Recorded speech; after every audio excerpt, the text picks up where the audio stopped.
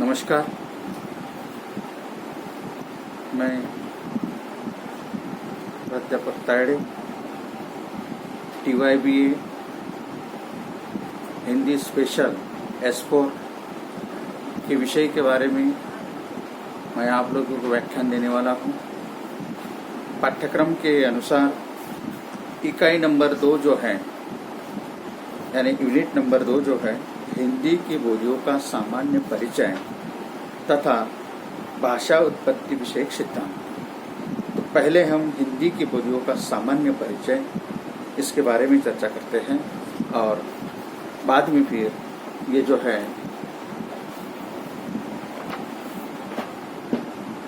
ये अन्य विषय जो है अन्य विषय के बारे में हम देखेंगे कि हमें हिंदी की बोलियों का सामान्य परिचय जो है ये सामान्य परिचय हिंदी प्रदेश तथा उसकी उपभाषाएं अगर देखी तो मुख्य भाषा हिंदी है, उपभाषाएं पश्चिमी हिंदी, बोलियां जो हैं खड़ी बोली है, ब्रज है, बुंदेली है, हरियाणी है, कन्नौज है। दूसरी जो है पूर्वी हिंदी उपभाषा और उनकी बोलियां हैं अवधी, वघेली, छत्तीसगढ़ी। राजस्थानी, पश्चिमी राजस्थानी, मारवाड़ी, जयपुरी, उत्तर राजस्थानी, मेवाती, दक्षिण राजस्थानी, मालवी। पहाड़ी ये जो है पहाड़ी उपभाषा, पश्चिमी पहाड़ी और मध्यवर्ती पहाड़ी। बिहारी जो है उपभाषा, भोजपुरी, मागधी, मैथिली। अतः इस संक्षेप में मैंने आपको जो तालिका जो है ये तालिका आप लोगों को समझाने की कोशिश की है। कहा जाता है कि हिंदी भाषा की संक्षेप में 18 या 17 बोलियां मानी जाती हैं। हिंदी भाषा के क्षेत्र हिमाचल प्रदेश, पंजाब का कुछ भाग, हरियाणा, राजस्थान, दिल्ली, उत्तर प्रदेश, मध्य प्रदेश, बिहार है, जिसे हिंदी भाषी प्रदेश कहते हैं। इस पूरे क्षेत्र में हिंदी की 5 उपभाषाएं हैं, जिनके अंतर्गत मुख्यतः 17 उपबोलियां हैं, जिनका निर्देश ऊपर मैंने आप लोगों को बताया। खड़ी बोली ये जो है तो खड़ी बोली अगर हम लोग देखें, खड़ी बोली जो है, खड़ी बोली का शब्द प्रयोग 2 अर्थों में होता है।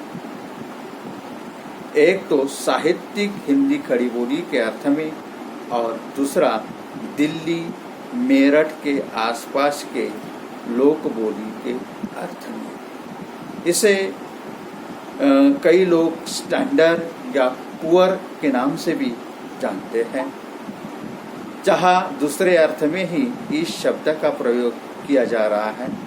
इसी अर्थ में इसे कौरव भी कहते हैं। खड़ी बोली में खड़ी शब्द का अर्थ ये जो है विवादास्पद बताया हुआ है। कुछ लोगों ने इन्हें खड़ी का अर्थ खरी या पुअर अर्थात शुद्ध माना है, तो कुछ विद्वानों ने खड़ी का अर्थ स्टैंडिंग ऐसा माना है। कुछ लोग इसका संबंध खड़ी बोली में अधिकता से प्रयुक्त खड़ी पाई या गाय का बड़ा पैर तथा उसके ध्वन्यात्मक प्रभाव कर्कशता से जोड़ते हैं। जो ये अभी तक यह प्रश्न अनिश्चित है कि खड़ी बोली या कौरवी का उद्भव शौरसेनी अपभ्रंश के उत्तरी रूप से हुआ है। ये खड़ी बोली का क्षेत्र जो है, खड़ी बोली कहाँ बोली जाती है, इसका क्षेत्र देहरादून, सरहानपुर, मुजफ्फरपुर, मेरठ, बुंदेलशहर के जिले आते हैं। यमुना पार पंजाब रामपुर तक का क्षेत्र में खड़ी बोली बोली जाती है। इसके बोलने वालों की संख्या लगभग 1 करोड़ है। ब्रज में खड़ी बोली में लोक साहित्य और साहित्य दोनों प्रचुर मात्रा में है। लोक साहित्य की दृष्टि से खड़ी बोली बहुत संपन्न है और इनमें पवाड़ा, नाटक, लोक कथा, लोकगीत आदि पर्याप्त मात्रा में मिलते हैं। इनका काफी साहित्य प्रकाशित भी हो चुका है। उच्चारण संबंधी खड़ी बोली की कुछ विशेषताएं बताई जाती हैं। खड़ी बोली में बोलते समय दीर्घ स्वर के बाद में द्विव्यंजन आ जाता है, जैसे राजा, राजा, गाड़ी, गड्डी, ये बेटा, बेटा, ये इनके उच्चारण संबंधी विशेषताएं हैं। शब्दों की ओंकारांता, जैसे ह का लोप होकर ब का प्रयोग किया जाता है, मतलब ह का लोप नहीं होता है। उदाहरणार्थ बहु, ब, उ, साब, साब, ये इसके उच्चारण संबंधी विशेषताएं हैं। न के स्थान पर न का प्रयोग किया जाता है, जैसे मनुष्य, मानस, नहीं, नहीं, मतलब न नल का जिसे हम कहते हैं, न बाण का जिसे कहते हैं, अक्सर इसमें न बाण का प्रयोग किया जाता है, जैसे मनुष्य, मानस, नहीं, नहीं, भाग्यवान, भाग्यवान आदि का प्रयोग इसमें किया जाता है। ड़ का प्रयोग होता है, जैसे निकाल, निकाड। अक्सर हिंदी में और इंग्लिश में ड़ का प्रयोग नहीं होता है। ड़ के स्थान पर ल का प्रयोग किया जाता है, जैसे ओडी, ओडी, केल। ये इसके उच्चारण संबंधी विशेषताएं हैं। मुख्य विशेषता है इसकी, यहाँ कहे इनकी जो उपबोलियाँ जो हैं पश्चिमी पूर्वी पहाड़ी तक ये बोली जाती है। हिंदी, उर्दू, हिंदुस्तानी, दक्खनी की सीमा तक यह बोली जाती है और इसकी बोली की सीमा, इसका क्षेत्र बहुत विस्तृत है। इस तरह खड़ी बोली जो है, खड़ी बोली का साहित्य, बोलने का क्षेत्र, खड़ी बोली में उच्चारण संबंधी विशेषताएं आदि बातों का वर्णन हम लोगों ने देखा कि यह खड़ी बोली किस तरह से बोली जाती है। साहित्यिक संपदा ये जो है कि हिंदी की बोलियों का सामान्य परिचय, ये टॉपिक हम लोग देख रहे हैं। उनमें से एक हमने देखा कि खड़ी बोली। दूसरा जो आता है वो आता है ब्रज।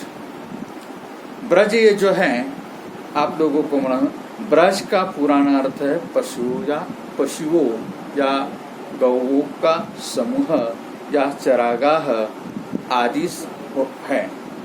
पशुपालन के प्राधान्य के कारण यह क्षेत्र ब्रज कहलाया। इसी आधार पर इसकी बोली ब्रज भाषा कहलाई। इसका विकास शौरसेनी अपभ्रंश के मध्यवर्ती रूप से हुआ है।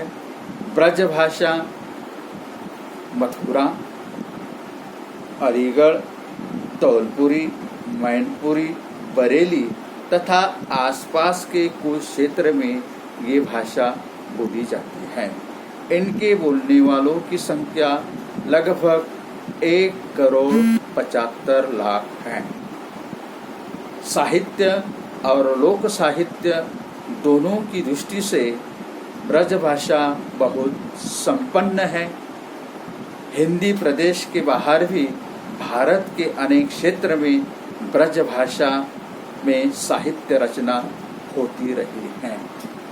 सूरदास, तुलसीदास, नंददास, रहीम, रसखान, बिहारी, देव, रत्नाकर आदि इसके प्रमुख कवि या साहित्यकार हैं। इसकी जो उपबोलियाँ जो हैं गवारी, धौलपुरी, भरतपुरी, अंतर्वेदी, बुक्सा आदि इसकी प्रमुख उपबोलियाँ मानी जाती हैं। इसकी उच्चारण संबंधी जो विशेषताएं इस प्रकार से हैं। ब्रज में ई और उ स्वरों के अति ह्रस्व रूप भी पाए जाते हैं। उदाहरणार्थ बागु, आमू, करी ये इसकी उच्चारण संबंधी विशेषता है। ओंकारात्ता या उच्चारण की दृष्टि से अगर हम देखें तो झगड़ो जैसे डुबो तथा ओंकारात्ता व का ब, श का ज, श का स तथा ल का र इसकी उच्चारण संबंधी विशेषता है। मतलब यहाँ व का ब होता है, य का ज होता है और श का स होता है, ल का र होता है। इसकी उच्चारण संबंधी मुख्य विशेषता है। न ध्वनि का प्रयोग इसमें नहीं मिलता है। न मतलब न बान का जो न है इसका उच्चारण इसमें नहीं होता है। ट और ल के स्थान पर र का प्रयोग किया जाता है, जैसा दुबला, दुबरो, झगड़ा, झगड़ो आदि इसकी उच्चारण संबंधी विशेषताएं कही जाती है या मानी जाती है।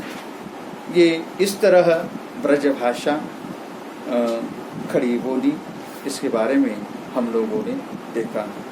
और अब तीसरी जो है भाषा वो है अवधी। अवधी ये जो है अवधी हिंदी की प्रमुख बोलियों में से एक बोली है, जिसे अवधी कहा जाता है। इस बोली का मुख्य केंद्र अयोध्या रहा हुआ है। जैसे ब्रज का केंद्र मथुरा था, उसी तरह अवधी का मुख्य केंद्र अयोध्या है। अयोध्या का ही विकसित रूप अवध है, जिससे अवधी शब्द बना है। इसके उद्भव संबंध में विवाद है। अधिकांश विद्वान इसका संबंध अर्धमागधी अपभ्रंश से मानते हैं। कुछ लोग इसे पाली का ही रूप मानते हैं। कई लोग विद्वान ऐसे कहते हैं कि पाली से ये अवधी जो है उत्पन्न हुई है। इस समानता के आधार पर एक मत नहीं मिलता है। यह उत्तर प्रदेश के 19 जिलों में बोली जाती है। अवधी का क्षेत्र विस्तार पूर्वक है। लखनऊ, इलाहाबाद, फतेहपुर, गोंडा बस्ती, सुल्तानपुर, प्रतापगढ़ आदि इसके बोलने के क्षेत्र हैं। इसके बोलने वाले लगभग 1,85,00,000 है। अवधी में साहित्य तथा लोक साहित्य है। इसके प्रमुख कवि है मलिक मोहम्मद जायसी, मुल्ला दाऊ, तुलसीदास। मलिक मोहम्मद जायसी का पद्मावत जो महाकाव्य है, जो दोहा चौपाई शैली में लिखा हुआ है, जिसका मुख्य नायिका पद्मावती है, नायक राजा रतन सेन है। ये अवधी और दोहा चौपाई शैली में लिखा हुआ काव्य है। आप लोगों को मालूम होगा कि पद्मावत पर आधारित पिक्चर भी बनी हुई है और ये पिक्चर बहुत ही प्रसिद्ध हुई है। रामचरितमानस ये जो है भारत का सर्वश्रेष्ठ ग्रंथ रामचरितमानस जो है रामायण के बारे में, प्रभु रामचंद्र जी के बारे में तुलसीदास ने इसे भी दोहा चौपाई शैली में लिखा हुआ एक महाकाव्य है। उस्मान है, सबल सिंह आदि इसके प्रमुख कवि माने जाते हैं। बाद में इसकी उपबोलियां जो हैं बैसरवाड़ी, कुछ लोग इसे ही अवधी की उपबोली मानते हैं। अवधी में ई और ऊ के अघोष रूप मिलते हैं। न का श, न और श का प्रयोग नहीं होता है। अनेक शब्दों में ड ल के स्थान पर र बोलने की प्रवृत्ति है। जैसे साड़ी, यहाँ ड का प्रयोग नहीं किया जाएगा, अभी उच्चारण करें सारी। पहाड़, पहाड़, ये ड का प्रयोग नहीं, ने का प्रयोग इसमें नहीं होता है। इस तरह से खड़ी बोली, ब्रज और अवधी जो है, इन भाषाओं को हम लोगों ने इनका साहित्यिक क्षेत्र, साहित्यिक संपदा जो है, इस संपदा के बारे में हम लोगों ने देखा। इसके बाद में आती है मारवाड़ी। यहाँ मारवाड़ी जो है राजस्थान का यह रूप पश्चिमी राजस्थान तथा जोधपुर, अजमेर, किशनगढ़, मेवाड़, जैसलमेर आदि क्षेत्र में मारवाड़ी बोली जाती है। इसे पश्चिमी राजस्थानी भाषा भी कहते हैं। इसे बोलने वालों की संख्या 70 लाख है। इसकी उत्पत्ति शौरसेनी से इसका विकास हुआ है। मारवाड़ी में लोक साहित्य और साहित्य दोनों पर्याप्त मात्रा में हैं। मेवाड़ी, बीकानेरी, शेरवाड़ी, गोडवारी तथा खेराड़ी आदि कई उपबोलियां इसके अंतर्गत आती हैं। मारवाड़ी में ध ये जो स्वर है, इसका प्रयोग धो, पशु, स, जैसो दो क्लिष्ट ध्वनियां हैं, जिसमें सांस थोड़ी भीतर की ओर लेनी पड़ती है। मारवाड़ी साहित्यिक दृष्टि से संपन्न बोली है। जहाँ ऐसा कहते हैं, जहाँ न पहुँचे गाड़ी वहाँ पहुँचे मारवाड़ी। मतलब व्यापार के कारण, वाणिज्य के कारण ये मारवाड़ी भाषा हर शहर, गांव, कब्जा, ग्रामीण भाग, झोपड़ी तक ये मारवाड़ी भाषा जो है, ये मारवाड़ी भाषा पहुंच चुकी है। व्यापार के कारण यहाँ यह बोली और समझी जाती है। इसमें विस्तृत लोक साहित्य की रचना के साथ साथ इसके आधार पर काव्य भाषा का स्वरूप भी बना हुआ है। इसे मारवाड़ी भाषा कहते हैं। मारवाड़ी में शादी के गीत, पवाड़ा वगैरह, जन्म गीत, ये लोक साहित्य की दृष्टि से बहुत संपन्न भाषा कहा जाता है। इसे संपन्न बोली कहते हैं। मारवाड़ी ये जो है, मारवाड़ी के बाद में आती है भोजपुरी। यहाँ हम रुकते हैं और भोजपुरी ये जो भाषा है, इस भोजपुरी भाषा को अगली तासिका को अगले व्याख्यान में देखते हैं।